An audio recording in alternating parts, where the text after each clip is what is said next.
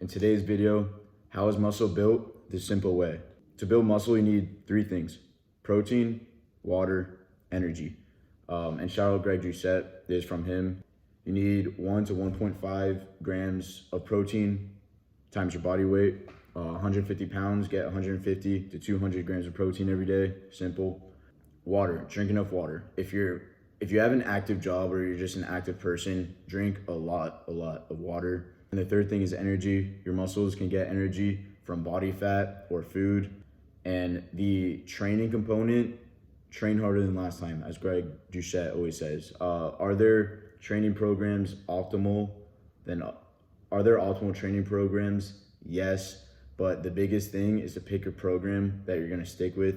If you pick the best program out there, but you only work out for a week, what's the point? So pick a program that you enjoy, and you will get results if you work harder than last time, as Greg Doucette always says. And I will be posting a video on my current training split, why I love it so much, and good training splits for beginners. But like I said, the best split is a split that you're gonna stick with and train harder than last time. It's all about progressive overload. So quick recap: protein, water, energy. Pick a program that you're gonna stick with and train hard. Progressive overload. Thank you. Come again.